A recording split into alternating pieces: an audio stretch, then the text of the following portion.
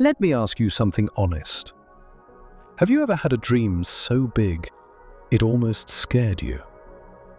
And then, slowly, quietly, without even noticing, you just stopped chasing it.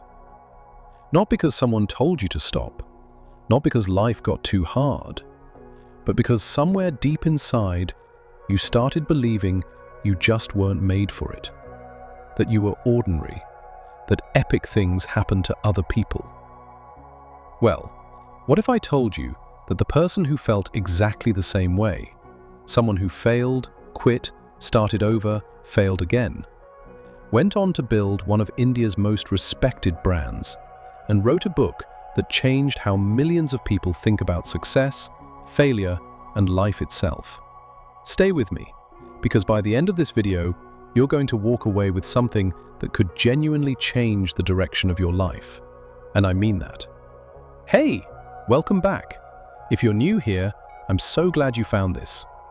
This channel is for people who think deeply, who want more from life, and who aren't satisfied with just getting by. Today, we're diving into Do Epic Shit by Ankur Warikoo. And look, I know what some of you might be thinking. Another self-help book? Another guy telling me to hustle harder? No, this is different.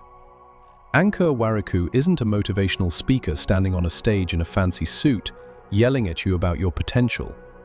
He's someone who dropped out of a PhD program at 26, who built a company and watched it almost collapse, who cried in his car, who wondered if he'd ever figure out his life.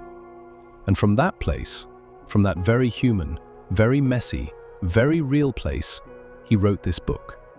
It's not a rule book, it's a mirror. And sometimes, what you see in that mirror will make you uncomfortable. But that discomfort, that's exactly where growth begins. If this sounds like something you need today, stick around. And if you get value from this, a like and subscribe helps more people find this content. Now, let's begin. Who are you, really? Imagine it's a Sunday evening. You're sitting by yourself, no phone, no music, just you and your thoughts. And you ask yourself, who am I? What do I actually want? What am I doing with my life? Most people can't answer that. Not because they're dumb, but because they've never really sat down and thought about it. They've been too busy reacting to life, to college pressure, to family expectations, to the fear of falling behind, that they never paused long enough to actually ask, what do I want? Ankur opens the book with this exact idea. He says, most people don't know themselves, and that's the root of everything. And here's the thing, not knowing yourself isn't a small problem. It's the problem. Because if you don't know who you are, what you stand for, what you're afraid of, what you deeply want, then every decision you make is just a guess, a shot in the dark. You'll pick careers that don't fit you. You'll stay in relationships that drain you. You'll chase things that look good from the outside, but feel empty from the inside. Now here's the part most people skip. Ankur says, knowing yourself doesn't happen by thinking about yourself more. It happens by watching yourself in action. He calls it self-awareness through behavior. Think about it. You say you value fitness, but do you actually go to the gym? You say you value your family, but do you put down your phone during dinner? Your actions are your truth, not your intentions. And that's a hard pill to swallow. Because most of us, if we're being completely honest, are living a version of ourselves that we designed for other people. A version that looks impressive at a dinner party or on LinkedIn. But when the lights go off and we're alone with our thoughts, we know. We know we're not being real. Ankur asks you to sit with that feeling. Don't run from it. Don't scroll past it. Sit with it. Because the moment you can look at yourself clearly, without judgment, without excuses, that is the moment you can actually start building the life you want. Starting today, try this one thing. Just one thing. At the end of each day, ask yourself 2 questions. What did I do today that I'm proud of? And what did I do today that I'm not proud of? Don't journal a paragraph. Just answer those 2 questions. Honestly. Do it for a week and watch how quickly you start to see yourself more clearly. Failure is not the opposite of success. But wait, this is just the beginning. Because once you start knowing yourself better, you're going to start trying things, taking risks, putting yourself out there.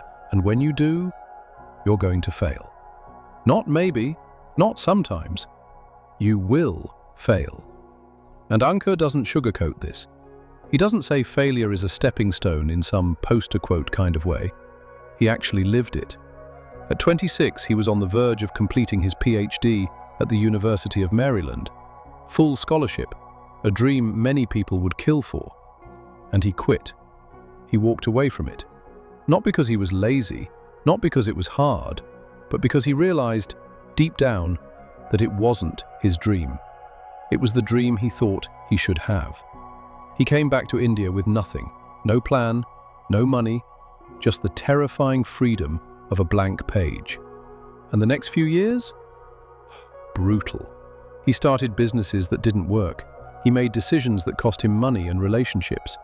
He had moments where he sat in the dark and genuinely wondered, did I make the biggest mistake of my life? Imagine feeling that, the weight of having chosen the uncertain path, and wondering if you're the fool everyone thought you were. But here's what he learned, and this is the part nobody talks about.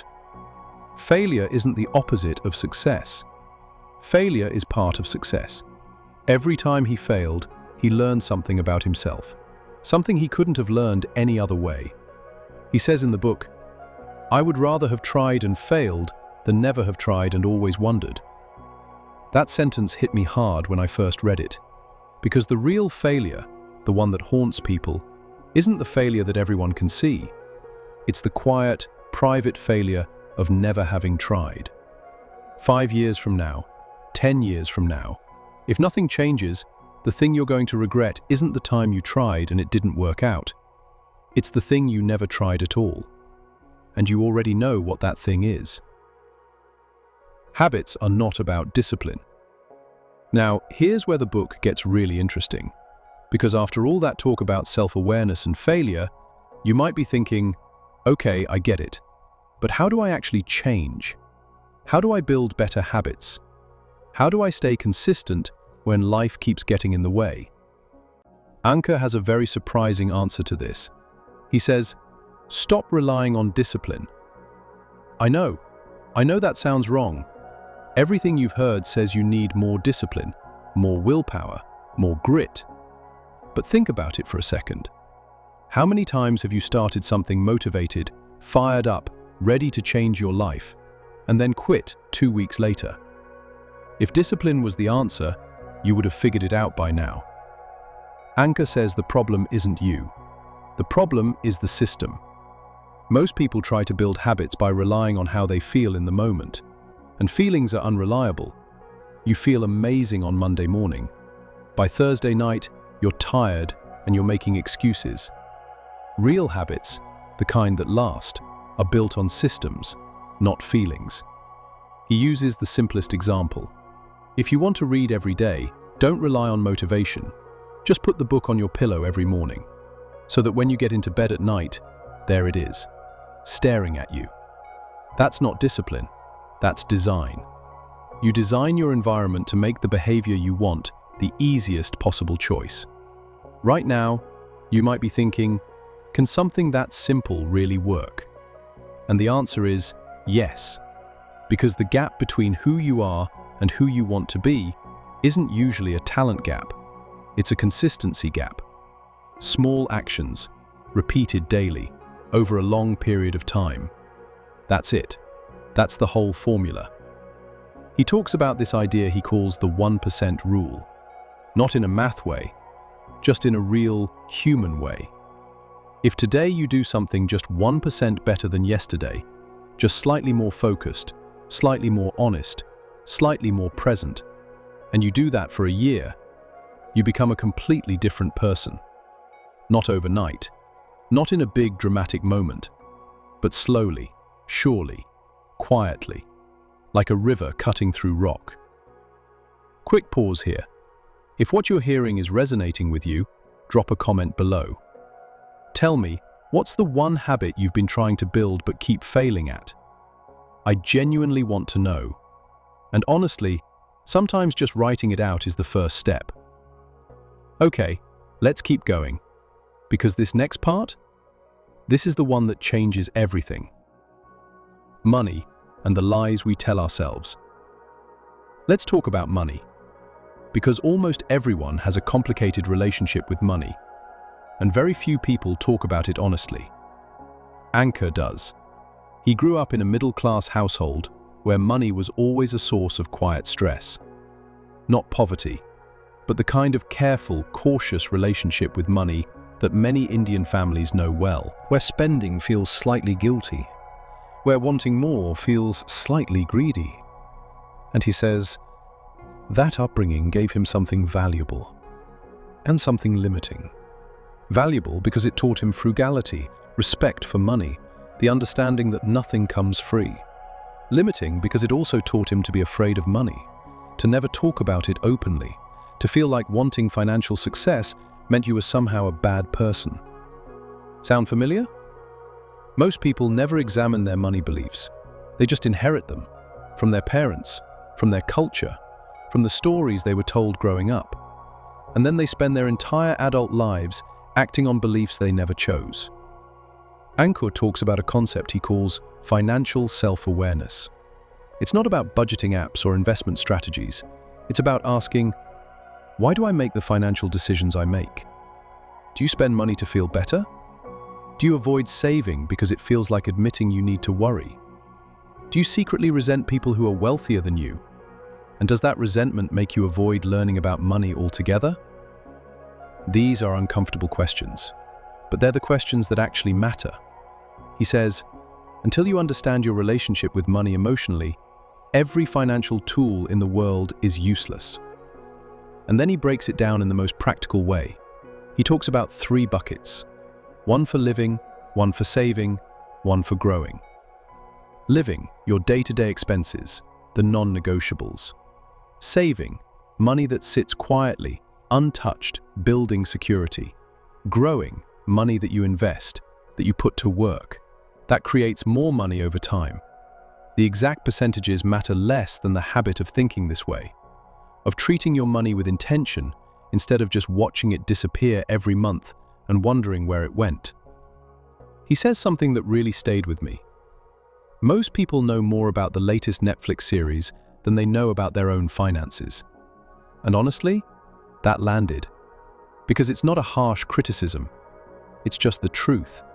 We invest our attention in everything except the thing that gives us freedom. Relationships and integrity. Now, let's talk about something even more personal. The people in your life. Ankur has a beautiful way of talking about relationships.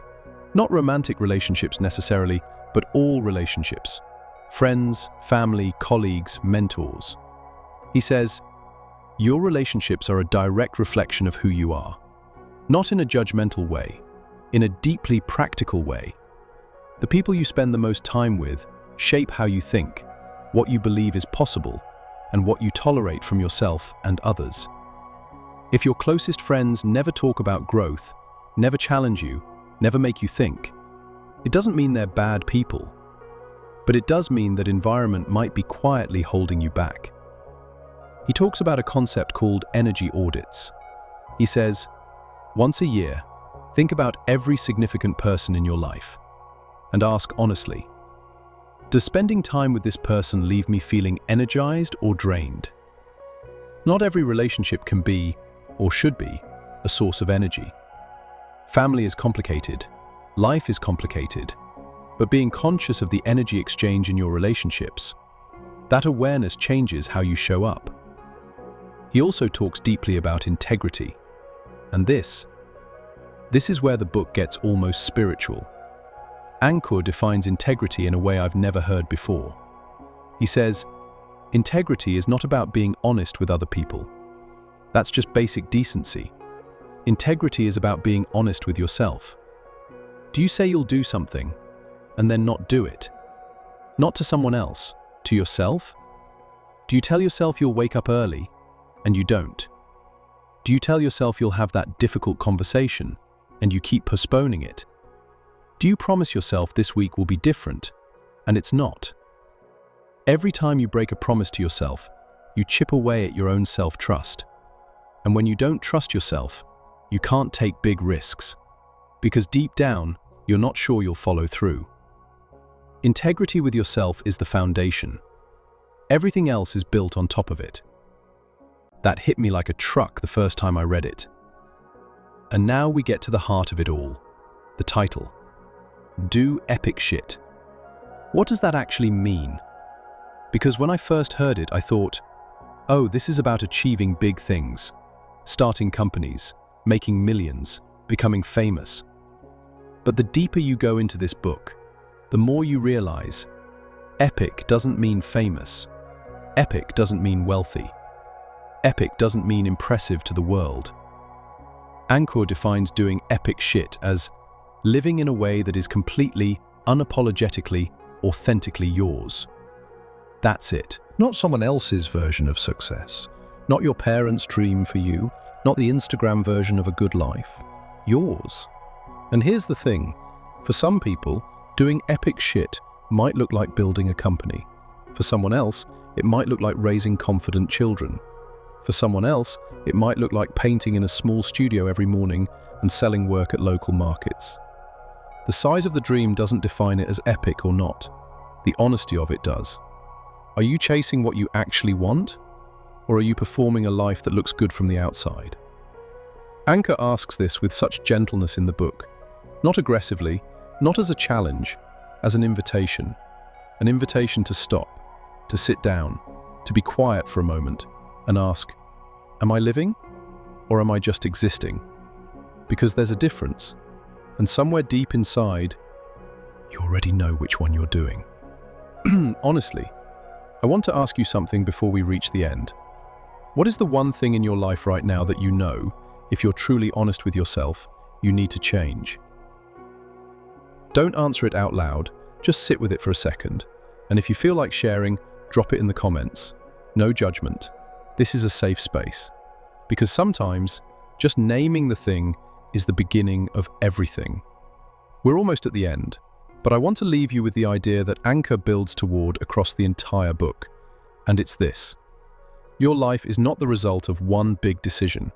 It's the result of thousands of small ones.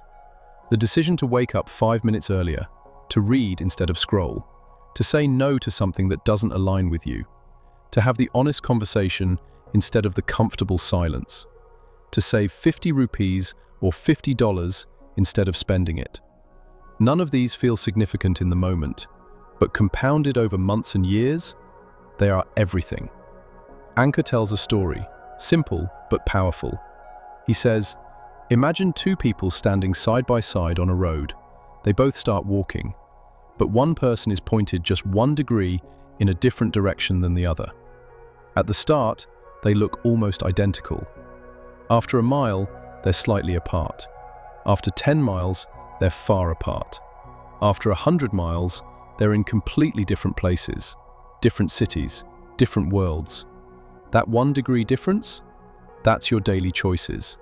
That tiny adjustment in how you spend your mornings, in what you read, in who you spend time with, in what you say yes and no to. Over time, that 1 degree becomes a completely different life. This is why Ankur is so passionate about small habits and honest self-reflection. Not because he's obsessed with productivity, but because he genuinely believes and has seen in his own life that the difference between a good life and an epic one is almost never one giant leap. It's consistency, it's integrity with yourself, it's the daily decision to show up, even imperfectly, even when no one is watching, especially when no one is watching. At the beginning of this video, I asked you a question. Have you ever had a dream so big it scared you, and slowly, quietly, stopped chasing it? I want to come back to that now, because here's the truth. That dream didn't disappear. It didn't die. It's still there, waiting quietly in the background, showing up every once in a while, in the middle of the night, or when you see someone doing the thing you always wanted to do. or in that uncomfortable mix of admiration and envy you sometimes feel scrolling through your phone. Ankur Warikoo's entire message, the whole heart of Do Epic Shit, is this. You don't need a perfect plan. You don't need permission. You don't need to have it all figured out. You just need to start. Start by knowing yourself better. Start by being honest with yourself. Start by keeping one promise to yourself today. Just one. Because that one promise, kept today, becomes a habit next month. That habit becomes a pattern next year. That pattern becomes a life, an epic life, 10 years from now. Your life doesn't change in one big moment. It changes in small decisions, repeated every day, with honesty, with courage, and with the quiet belief that you are actually capable of something extraordinary. You are. And somewhere inside you, you already know it. Do epic shit, starting today.